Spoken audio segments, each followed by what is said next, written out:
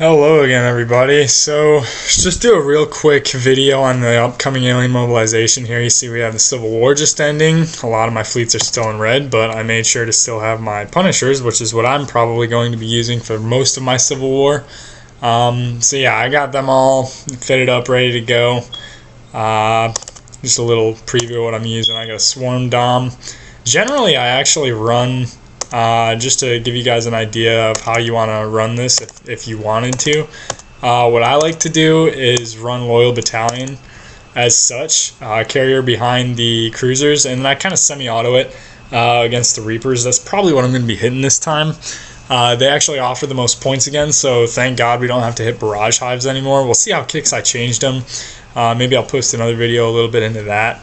But yeah, another thing to note is that Reapers, I think it's 85 and above, are going to be dropping crafting boxes for the new battleship, the Annihilator, that you guys saw me post a video on. A lot of people watched that video. So that kind of brings me into, well, before I get away, here's how I did in Civil War. Like I said, I got all these red fleets, just random mix mashes of stuff that's thrown together so that it can repair. I'm probably going to leave that running for a little while, but yeah, so... Coming over here, just one quick thing. This guy was not too happy last night when I hit his fleet. Really, probably I would say the highlight of my night. I had a couple other guys PM me and ask me why I hit him and all this other stuff. And after all these months of having a Civil War and you have a level 40 plus base and you still can't figure out why you're getting hit during Civil War and there's all sorts of red fleets floating around in the sector. Sorry, man, I can't help you. But so yeah, there was that. We also have, let me go up to the sector activities. So we have this faster fleet repairs going on, but once that ends, you have a faster ship construction going on. So one thing that I want to say about that, and I hope somebody from Kickstarter watches this video, I really wish that they would have done this backwards. And what I mean by that is, I wish they would have done the faster ship construction after we got the ship 2 weeks ago, because we could have been doing that for the last 2 weeks. We could have had one building and it would have knocked, it's not much really, but we could have coined the fleets then. And now when we have new tech coming out during this event, such as the Enel armor, which is the Xeno, the energy and alien type damage resistance that you see right here, we have those to fit to some of our hulls if we want to. Coming down, you've got the heavy rupture beam that if people wanted to fit them to their hulls, they could fit them. And that would make more sense to me to have the ship refit now, and the other one that we had, the one that we have now, the ship construction discount after the event. Hopefully that's something that gets echoed in the forums and somebody pays attention to it. I actually can't post in the forums right now. I got restricted after I made a nasty post. CM Doom Rooster actually himself restricted me, so I was kind of proud of that, but I wasn't too happy with some of the things that they were doing, but I got over it. Like I've said multiple times, I want to bring positivity back into the game. So yeah, some of the other items that we have in this event, you guys can see. Another chance for the heavy cluster missiles. A lot of people want the Xeno disintegrator rays to come back. I'm going to say it's probably not going to happen. That is a huge dividing piece of tech right now between guys that got it and guys that didn't. And Kickstarter is probably making a massive amount of money. I know they are. I actually, they said in the forums that they want to move the meta away from piloting and towards gearing. And if you've flown above level 54 in this Civil War and the last Civil War, you can see that change. Anyone who has a Mark 6 Punisher fleet, they pretty much reign supreme right now, unchecked. There's very little you can do outside of kite them. And even then, kiting them is really hard because they don't have any restrictions on just fitting 5 of them up with a Dominion carrier and coming at you in a massive wave, kind of like you do cutters. There's not a whole lot that can stop it. So I don't see them releasing Xeno disintegrators anytime soon, unfortunately. But if they do, it would be cool. I got all of them on my accounts. But I know there's a lot of guys out there that still want them. That being said, I also hate to say the heavy rupture beam, you guys saw my tests on it that I ran. I really don't think that the DPS is going to make a difference on this. versus the regular rupture beams that we got with the 90 DPS max, I think, somewhere around there. Yeah, it's more DPS, that's cool, but you're going to have to still get into range with this gun, and it's so heavy that it's probably you're not going to be able to fill up a Mark 1 Annihilator battleship, even leaving the 2,000 mass armor off. 2,000 mass is only going to give you maybe one more gun. So I don't really see that being that useful. I think it's going to be, if you try to fit it, it's going to be stupid easy to kite. It's got a lot of DPS, but you have to be able to fit a lot of them. And I think the only guys that may even be running this are going to be the guys with Mark 5, Mark 6 Annihilators. And I don't see it being that useful. That being said, I'm still going to get it because I really have it in the back of my mind that if Kixeye wants to make the Rupture Beam a weapon that stays in the game and that people use, they're going to do like they did with the Heavy Cluster Missile, where they tweak it, maybe give it a little more range so that it's actually competitive, because right now it's not even competitive, especially against the Xeno Disintegrator. Xeno Disintegrator it's the end-all be-all weapon. It's probably the single most powerful weapon in the game. Everybody thought that about the Infernal weapons when they came out, and the Xeno Disintegrator is twice as deadly, and it gives you that armor. It's hard to beat. This is not going to beat it, unfortunately, even on a battleship. There's just too many things that have to happen for it to be useful, and I don't personally see that making any difference. I don't have heavy ruptures or rupture beams fitted on mine right now. I doubt if I'm going to waste any time refitting them with this rupture beam. I really don't see any use for it. That being said, I'm moving to the other new piece of tech. I actually like this. A lot of us have probably been waiting for the Energy Alien Armor mix. I personally have. I've got a couple ships that I'm going to swap the armor fits for. It's going to cost me a few days of refitting, but definitely if you have the chance, go for the level 2. All right. You can get the level 1 and it's great and all, but if you're running a Mark 3 Punisher or higher, you want the level 2. You can fit the level 2, you can fit the level 1. If you can get the level 2, there's probably not much reason you can't get the level 1. I would get both. I actually run a combination of level 2 and level 1 Exo armor. So that's my suggestion to you guys. If you have the chance, get both of these. It's really, if you have all of this, definitely get both of these.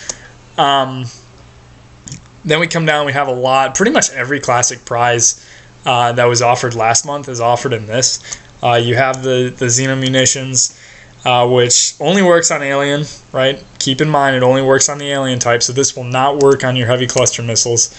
They do have the Cutter Special out for it, but if you want to put it on anything else, pretty much just go Alien and fit the Xeno munitions. I'm not 100% sure why you would want to put anything else on it. Or why you would want to put the Xeno Cluster Missile on, but if you do, this is a great tool for you. And then you have these heavy cluster missiles. One thing that Kixeye did that I liked was introduced they changed it. They made it useful again, right? So that was cool. They made it easy for these to be useful at a low level, or well, not necessarily a low level, but a low tech level, to where you can fly around a decimator and it's not going to necessarily break the bank per se, and a lot of people are doing that and a lot of people are getting mad about it.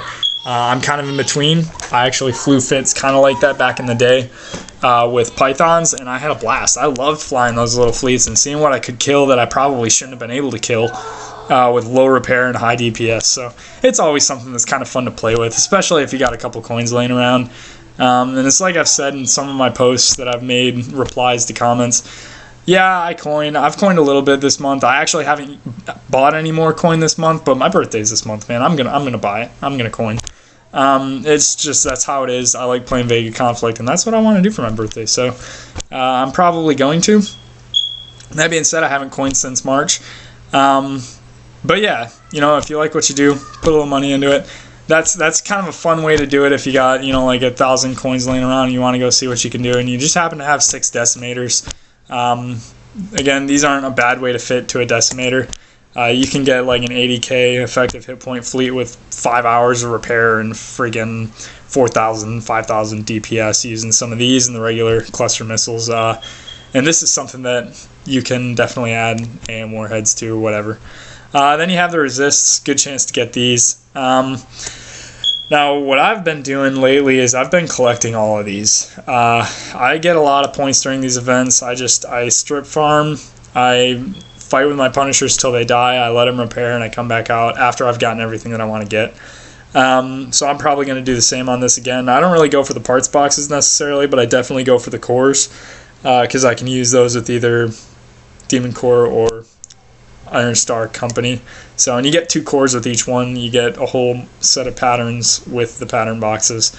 But this time they actually gave us the resources exchange, which is kind of nice because you don't have to get all the parts boxes in order to start getting resources. But we all know not a whole lot of resources to be had here. For 43,000, you still get, it looks like, 10 million antimatter and 26 million mineral or helium. So and that's for 30,000 with that. So really, again, it goes back to the whole, we have 3 billion plus storage space for this stuff. So why are you giving us 500 million, 700 million at most? It just doesn't make any sense. But yeah. So the prize boxes. So coming down here, I love Corinthian cruisers. If you guys have watched my Civil War videos, you probably see me flying Corinthian cruisers with Zeal battleships every once in a while, running a Ragnarok. My patrons and my ally mates, they know how I run that fleet. They have detailed guides on how to run it, and I post videos like this with me flying and explaining to them what I'm doing. It's just something that I do for those guys.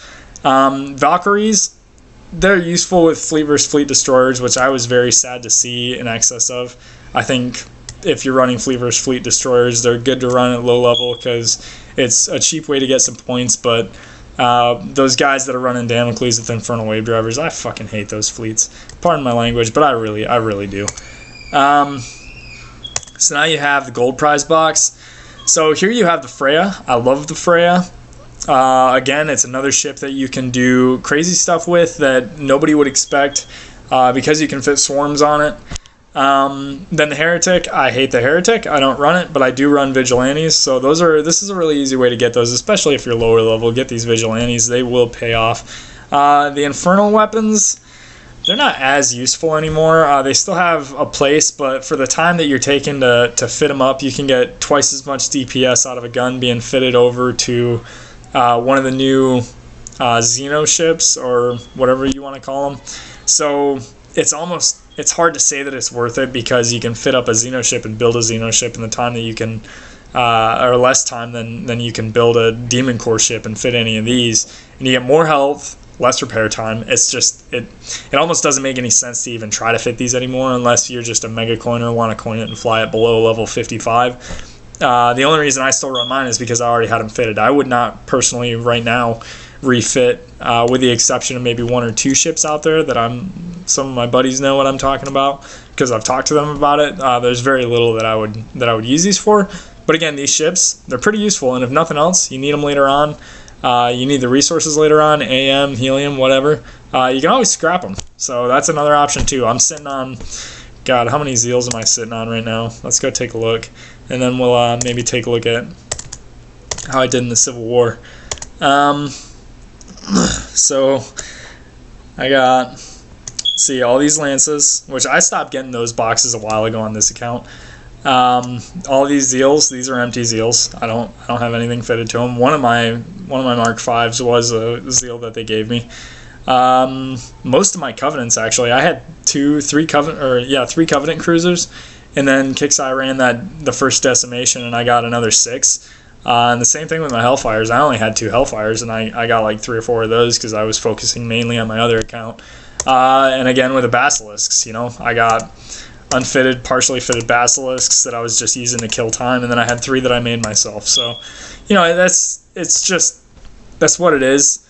Like I said, I stopped getting the boxes a long time ago. I kind of learned.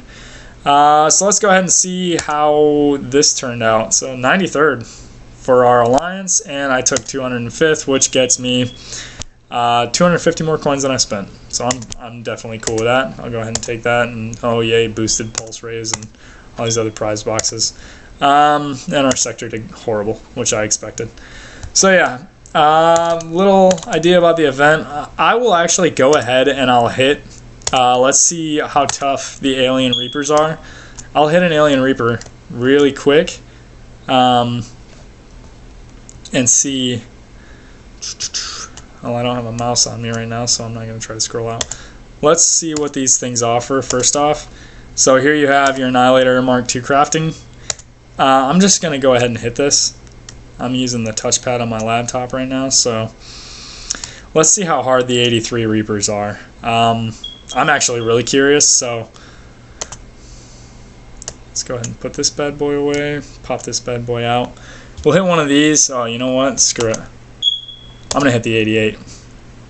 Let's see how tough these guys really are. So again, I don't manually pilot this fleet. I let it auto, but there are certain aspects of the fleet that I will manually pilot, such as my ships start to get too far away from my Dominion carrier, things like that, or the Dominion carrier gets primaried by 2 or 3 enemy ships. I'll pull some ships back and fly my Dominion carrier, and I'll try to cover it. I probably won't do it as much with this. I'm just going to let it auto. Let's see how it does. So far, it looks pretty about what I would expect. Mind you, these are worth, I think, over 400k, somewhere around there. They're worth quite a bit. So yeah, I'm not going to do it. I always have the inkling. Usually I'll grab my Dominion carrier and I'll actually primary one of the ships, like this guy right here who's shooting. I'll actually primary him and let the Dominion carrier fly around and let his fighters go out, because he's got like 2,000 DPS. I think 2,200 DPS. So that's what I like to do. But here you'll see this guy, he kind of gets far away, and you can see that he's got 3 ships around him. Not all of them are necessarily shooting at him. Yeah, the one shooting at this guy too. But it's just something to think about. You can fly like this, definitely. But definitely try to stay near your agility support field. I run binary on all of my cruisers. I just like how it flies more.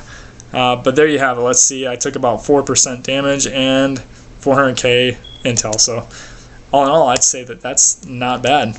I'm going to end the video there. Let's go ahead and see what I get out of this box. So you get, here's your armaments, antimatter, and a core. So that's about what we get out of most of the boxes. There's easy 400k. I ended it with 96% health still, so shouldn't be too hard of a mobilization. I'm going to use this for parts for those battleships for sure. So yeah, anyways, I hope you guys enjoyed this video. I'm going to make more. I'm going to try to post some more later. Maybe once I get a few more points, maybe I'll go out and fly a few lower level fleets, maybe. See what there is. Hit some of the barrage hives, maybe. But yeah, until next time, see you guys later.